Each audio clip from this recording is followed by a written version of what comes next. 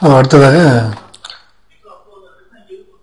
ஒரு வரி வினாவிடையை நாம் பார்ப்போம். முதலாவதாக சூரியனுக்கு வெகு தொலைவில் உள்ள கோள் எது? ஆ புதன், ஆ நெப்டியூன், இ வியாழன், இ யுரேனஸ். ஆ நெப்டியூன் என்பது சரியான விடை.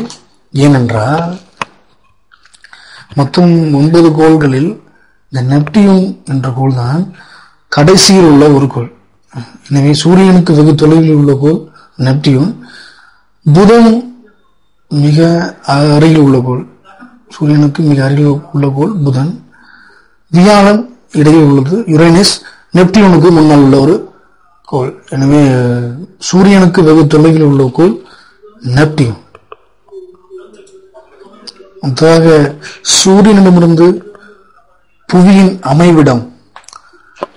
ஆப்ஷன் 1 முதலாவது, ஆப்ஷன் 2 5வது, ஆப்ஷன் 3 7வது, ஆப்ஷன் இ 3வது. ஆப்ஷன் இ 3வது என்பது சரியான விடை. ஏனென்றால் புதன் வெள்ளி புவி, வியாழன் வெள்ளி சனி, அடுத்ததாக நெப்டியூன் யுரேனஸ் நெப்டியூன் புளூட்டோ.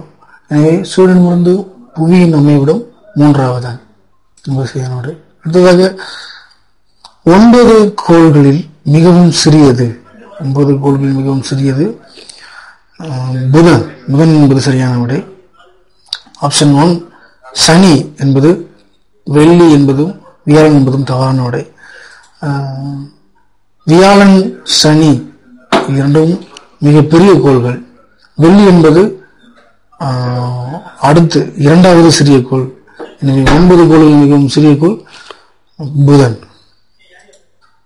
அடுத்ததாக ஓரியான். ஓரியான் என்பது ஒரு விண்மீன் குழு. வால் நட்சத்திரம் அல்ல, சிறுகோளும் அல்ல, விண்மீனும் அல்ல, விண்மீனோட குழு.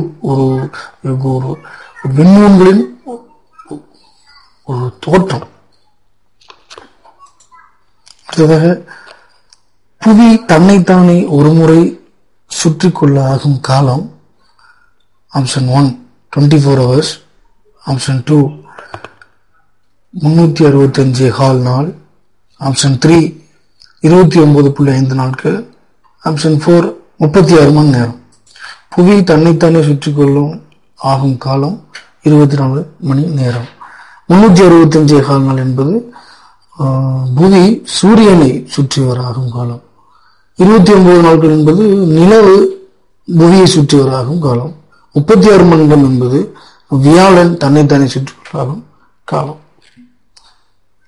அடுத்ததாக புவியின் வெளி மைய பகுதியில் 5ல் ஒரு பகுதியில் அடங்கியுள்ள தனிமம். ஆப்ஷன் 1 தாமிரம், option 2 nickel, option 3 silicon, option 4 துத்தநாகம். ஆப்ஷன் 3 சிலிக்கான் என்பது சரியான விடை. ஏனென்றால் புவியின் மேல் பரப்பில் வெளி மைய பகுதியில் 5ல் ஒரு பங்கு சிலிக்கான் டை ஆக்சைடு என்று சொல்வார்கள். சிலிக்கான் டை ஆக்சைடு என்ற மண், சாதாரண மண், இந்த மண் தான் சிலிக்கான் சொல்வார்கள். இதுதான் 5ல் ஒரு பகுதியில் தனிமமாக அடங்கியுள்ளது. தாமிரம், நிக்கல், துத்தநாகம் போன்ற தனிமங்களும் காணப்படுகின்றன, ஆனால் குறைந்த அளவிலே காணப்படுகின்றது. சிலிக்கான் என்பது சரியான விடை. அடுத்ததாக புவியின் உள் மைய பகுதியில் நிலவும் வெப்பநிலை.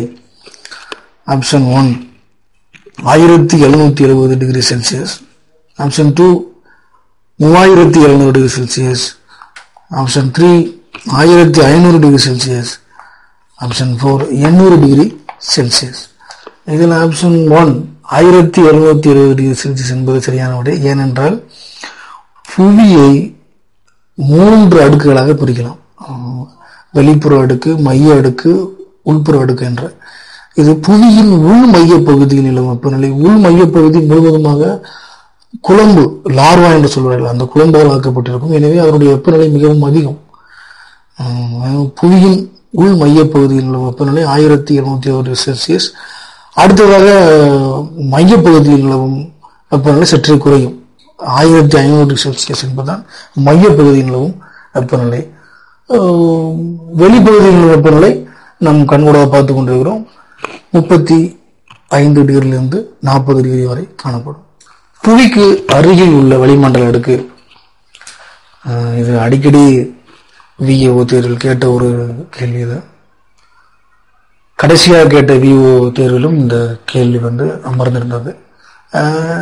புவிக்கு அருகில் உள்ள வளிமண்டல அடுக்கு option 1 ionosphere, option 2 stratosphere, option 3 troposphere, option 4 atmosphere. இதில் ஆப்ஷன் 3 ஸ்ட்ரோபோஸ்பியர் என்பது சரியான விடை. ஏனென்றால் முதல் அடுக்கு ஸ்ட்ரோபோஸ்பியர், அதற்கு அடுத்த அடுக்கு மீசோஸ்பியர், அதுக்கு அடுத்ததாக ட்ரோபோஸ்பியர், அடுத்ததாக அயனோஸ்பியர். இந்த அயனோஸ்பியர் என்று சொல்லக்கூடிய அந்த வளிமண்டல அடுக்கில் எந்தவித